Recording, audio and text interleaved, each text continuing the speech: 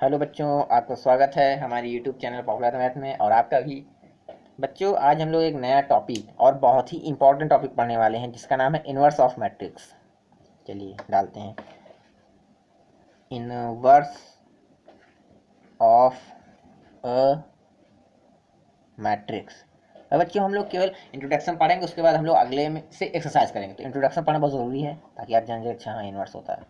अच्छा बच्चों, inverse of matrix क्या होता है? अगर मान लीजिए कोई ए है, उसका इन्वर्स निकालते हैं तो हम लोग यही पढ़ते हैं, ए इन्वर्स फाइंड करना है, यही तो इन्वर्स होता है। अच्छा, एग्जांपल तौर मैं आपको समझाता हूँ कि इन्वर्स होता क्या है। जैसे अगर मैं लिखूँ यहाँ पर 2, अगर इसी को 1/2 से अगर मल्टीप्लाई करूँ तो क्या आएगा? आप डायरेक्ट कहेंगे 1 आएगा। अगर इसी को मैं 1/2 फिर 2 से मल्टीप्लाई करूँ तो भी क्या आएगा भाई? 1 ही तो आएगा। हाँ ठीक, इतना समझ आया। अच्छा बच्चों, अगर ये 2 है, इसको 2 की पावर -1 लिख दूँ तो चले काम भाई, इन्वर्स हो गया। 2 ऊपर रेसिप्रोकल है ना, ऊपर चला गया, इसको इन्वर्स बोलते हैं। जब मल्टीप्लाई करेंगे तब भी 1 आएगा। अगर 2 की पावर -1 लिखे इंटू 2 तो भी 1 आएगा। इसका मतलब क्या है? जो 2 है इसे बोलते हैं 2 इनवर्स, इसे बोलते हैं 2 इनवर्स। यानी एक मैट्रिक्स में होता क्या है कि मैट्रिक्स में मान लीजिए कोई ए है, अगर उसका हम ए इनवर्स से मल्टीप्लाई कराते हैं तो आता क्या है? आई। ठीक। या फिर अगर हम इनवर्स से कोई मैट्रिक्स हम ए इनवर्स निकालें, उसका फिर ए से मल्टीप्लाई कराते हैं तो आई आता है। ये मैट्रिक्स में होता है। ये आपको मैंने एग्जांपल दिया, ऐसे होता है। लेकिन बच्चों, हमको इनवर्स ऑफ मैट्रिक्स पढ़ने से पहले कुछ ऑपरेशन पढ़ने पड़ेंगे जिसे हम लोग बोलते हैं एलिमेंट्री ऑपरेशन। तो उसको पढ़ने के बाद ही तो हम लोग निकाल पाते हैं, क्योंकि उसमें 6 रूल है ना, 6 ऑपरेशन, उसके बाद हम लोग पढ़ते हैं। चलिए हम लोग हेडिंग डालते हैं, एलिमेंट्री ऑपरेशन। तो बच्चों, हमको यही पढ़ना है, एलिमेंट ऑपरेशन या transformation of matrix. Hindi medium वाले ध्यान देंगे आव्यूह पर प्रारंभिक संक्रिया या आव्यूह रूपांतरण। अब बच्चों, ये जो एलिमेंट्री ऑपरेशन होता है ये टोटल 6 होता है। 6 होता है, जिसमें देखिए 6 एलिमेंट्री ऑपरेशन होता है। ठीक, जिसमें से इसको 2 पार्ट में बांटा गया है। 3 जो होता है वो एलिमेंट्री रो ऑपरेशन होता है, मतलब जो रो में लगाएंगे वो दूसरा ऑपरेशन कहलाएगा। अगर वही कॉलम में लगा दें, जो सेम इसमें लगा, अगर वही कॉलम में लगा दें तो 3 एलिमेंट्री कॉलम ऑपरेशन हो जाता है। बस यही है। तो हम दोनों पढ़ेंगे एक साथ। तो हम लोग पहला पढ़ते हैं। तो बच्चों, पहला ऑपरेशन क्या है कि द इंटरचेंज ऑफ एनी 2 रोज और कॉलम। मतलब एग्जांपल मैं देता हूँ आपको। एग्जांपल क्या, मान लीजिए हमारे पास एक मैट्रिक्स है। ठीक, मैट्रिक्स का एग्जांपल हम 3 × 3 कर लेते हैं। 1 2 3 4 5 6 7 8 9। अब क्या कह रहे हैं कि द इंटरचेंज ऑफ एनी 2 रोज और कॉलम, मतलब आप इस मैट्रिक्स में कोई 2 रो और कोई 2 कॉलम चेंज कर सकते हैं आप अपनी मर्जी से। देखिए, अगर हम बात करें तो ये R1 होता है, ये R2 होता है और ये R3 होता है। ठीक, अगर मैं चाहूँ कि R1 R2 को चेंज करो, किसको चाहूँ? R1 R2 को चेंज करो। ठीक, तो मैं लिखूँ क्या? R1 changes to R2। इसको बोलते हैं चेंजेस टू, मतलब R1 R2 में चेंज हो रहा है, परिवर्तन हो रहा है, इसको बोलते हैं R1 चेंजेस टू R2। तो इसको लिख देंगे, यानी R2 का जो एलिमेंट है ऊपर चला जाएगा, R1 का नीचे आ जाएगा, यानी 4 5 6 1 2 3। अच्छा बच्चों, आप ध्यान देंगे कि R3 में कोई चेंज हुआ नहीं, तो ये एज इट इज़, मतलब वैसे के वैसे ही रहेगा, 7 8 9।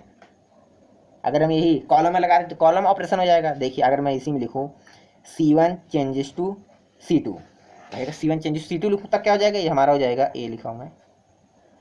C1 आप जानते हैं, ये हमारा C1 होता है, ये C2 होता है, ये C3 होता है। मतलब C1 C2 चेंज हो रहा है और C3 चेंज नहीं हो रहा है, तो C3 एज इट इज उतारा आएगा, यानी 2 5 8 1 4 7, और बाकी C3 जो है वो ऐसे ही आ जाएगा। तो बस हो गया, यही है एलिमेंट को row operation, element column operation. चलिए हम दूसरा ऑपरेशन पढ़ते हैं अब। बच्चों, दूसरा ऑपरेशन क्या कह रहा है कि चलिए एग्जाम्पल लेते हैं, उसी के साथ समझाएंगे आपको। एग्जाम्पल मैं 3 × 3 लेता हूँ। जैसे मैं लिया 1 2 3 4 5 6 7 8 9। It is just only example. ठीक, इसमें क्या कह रहे हैं? The multiplication of the elements, मतलब हम लोग इसमें जो एलिमेंट है, मतलब जो अवयव है, उसका हम मल्टीप्लाई करा सकते हैं। ठीक, लेकिन क्या कह रहा है कि एनी रो और column by a non zero number, मतलब हम मल्टीप्लाई कराएंगे लेकिन कोई ऐसा नंबर जो जीरो ना हो, नॉन जीरो। देखिए यहाँ पे लिखा है, हम करेंगे क्या? मान लीजिए, देखिए R1 है, ये R2 है, ये R3 है। अगर मैं चाहूँ R1 में या R2 में, मान लीजिए R1 में मैं 2 से मल्टीप्लाई करना चाहता हूँ केवल R1 में, तो मैं लिखूँ क्या? R1 changes to 2R1। देखिए 2R1 का मतलब क्या है? केवल R1 में 2 से मल्टीप्लाई हो रहा है और किसी में नहीं हो रहा है। तो हम लिखेंगे क्या? ये हमारा R1 है पूरा, तो R1 आप 2 से डायरेक्ट मल्टीप्लाई कर दीजिए, यानी 2 हो जाएगा, 2 2 ज़ा 4 हो जाएगा, 2 3 ज़ा 6 हो जाएगा। और बाकी जो R2 और R3 वो एज इट इज़ मतलब वैसे कि वैसे ही उतारा है, क्योंकि कोई चेंज ही नहीं हुआ उसमें। 4 5 6 7 8 9।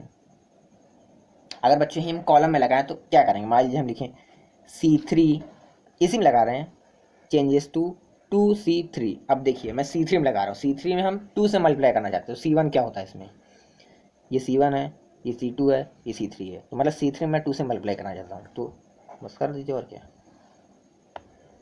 तो C1 और C2 कोई चेंज हुआ नहीं, वो ऐसे ही उतर आएगा, यानी 1 4 7 2 5 8। अब देखिए C3 में 2 से मल्टीप्लाई हुआ, तो 2 3 ज़ार 6 6 12 और ये 18 हो जाएगा हमारा, बस हो गया, यही हमारा है।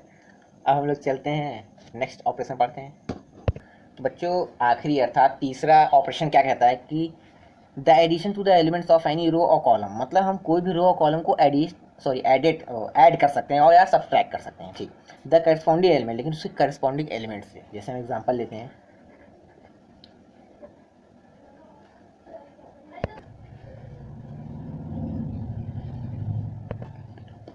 2 3 4 5 6 7 8 9। बच्चों में एग्जाम्पल लेता है, इस एग्जाम्पल के द्वारा हम समझते हैं कि the addition to the elements of any row और कॉलम, मतलब इसमें जो रो है या कॉलम, इसको हम ऐड कर सकते हैं, ठीक। लेकिन इसे करस्पॉन्डिंग एलिमेंट, मतलब जो संगत अवयव होते हैं, मतलब अगर हम R1 R2 अगर ऐड करेंगे तो इसको इससे जोड़ेंगे, मतलब 1 को 4 ना कि 1 को 5 से, 1 को 6 से, ना 1 को 7, इससे नहीं जोड़ेंगे, 1 को 4 से जोड़ेंगे, 2 को 5 से जोड़ेंगे और 3 को 6 से जोड़ेंगे, मतलब इससे करस्पॉन्डेंस एलिमेंट्स जोड़ेंगे, ठीक। ऑफ एनी अदर रो और column multiply by any non zero number, मतलब क्या है, R1 changes to R1 plus 2R2 अगर मैं लिख दूं, ये देखिए तीसरा और आखिरी ऑपरेशन है, सबको मिलाकर ये है पूरा, जैसे हमने पहला पढ़ा दूसरा पढ़ा, दोनों का पूरा मिलाकर बताया है। अब जैसे R1 में R2 ऐड कर रहा हूँ, लेकिन 2 मल्टीप्लाई करके, तो क्या लिखेंगे देखिए।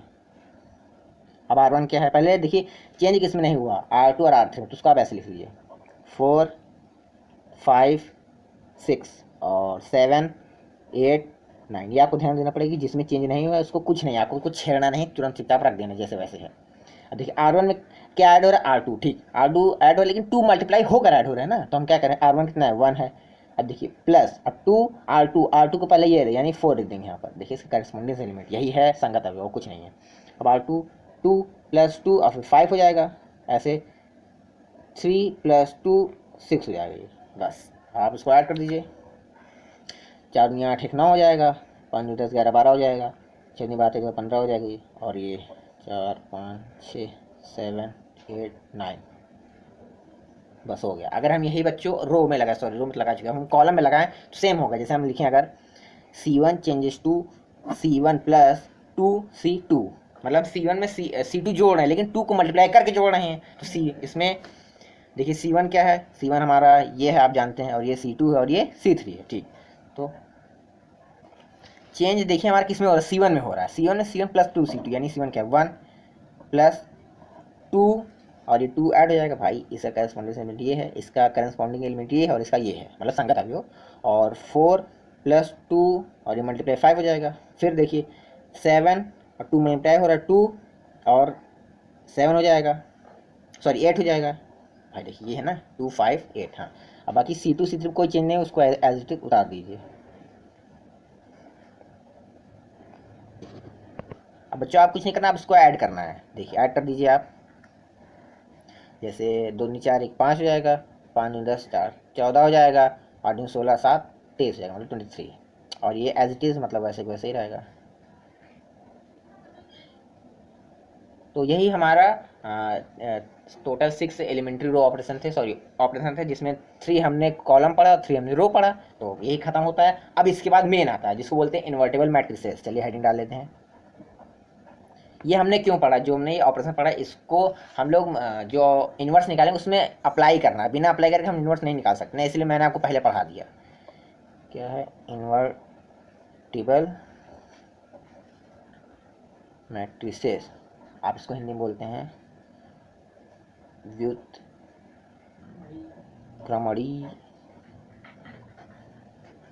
अवयव, ठीक, बहुत ध्यान से पढ़िएगा।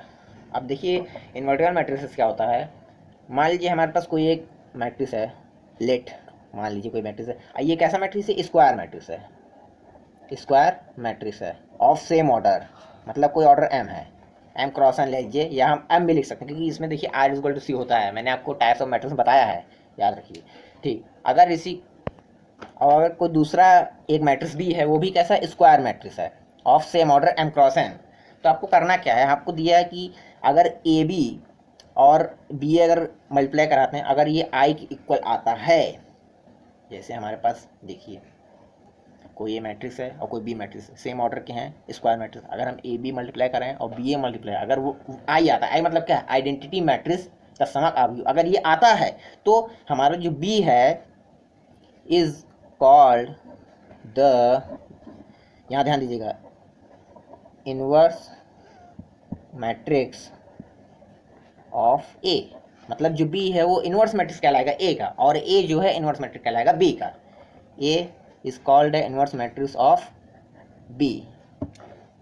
इसका मतलब क्या है, देखिए मतलब ये है कि मान लीजिए अगर आप कोई मैट्रिक्स ए है, अगर आप उसका इन्वर्स निकालें, जैसे ए है, अगर आप इसका इन्वर्स निकालते हैं, अगर इसके इन्वर्स को आप इसी से मल्टीप्लाई करा तो ये आई के इक्वल आएगा, या आप ए इन्वर्स निकाले हैं उसका ए से मल्टीप्लाई कराएंगे तो ये भी आई आएगा, बस हो गया। और कुछ आपको समझ नहीं, बस यही समझना है। अगर एग्जाम्पल देखा जाए तो एग्जाम्पल सब तुरंत समझ आएगा, अभी तुरंत कराता हूँ मैं।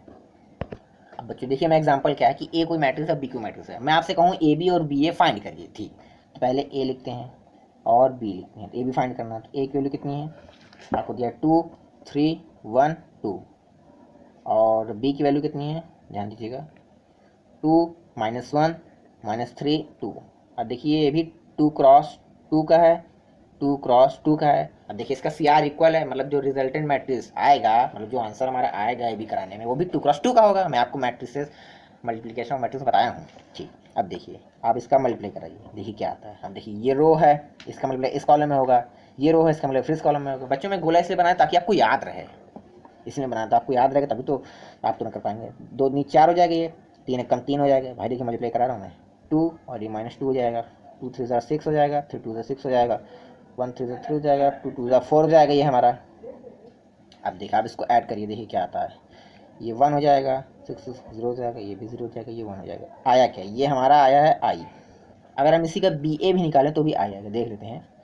बी की 2 -1 -3 2, ये बी की वैल्यू है, ए की वैल्यू 2 1 3 2। अब आप मल्टीप्लाई कराइए, ये रो है, इसका मल्टीप्लाई इस कॉलम में होगा, फिर इसका मल्टीप्लाई इस कॉलम में होगा, ठीक। 2 2 4 हो जाएगा, 3 1 3 हो जाएगा, 1 2 का -2 हो जाएगा, और ये 2 हो जाएगा, 2 3 6 हो जाएगा, 6 हो जाएगा, -3 हो जाएगा, 2 2 4 हो जाएगा। अब इसको ऐड करिए, देखिए क्या आता है, 1 6 0 -2 + 2 0, और ये 1, ये भी आया था, ये भी आ गया। मतलब क्या आ रहा है कि A B is equal to B A is equal to I आ रहा है, मतलब ये देखिए इन्वर्स हैं एक दूसरे के।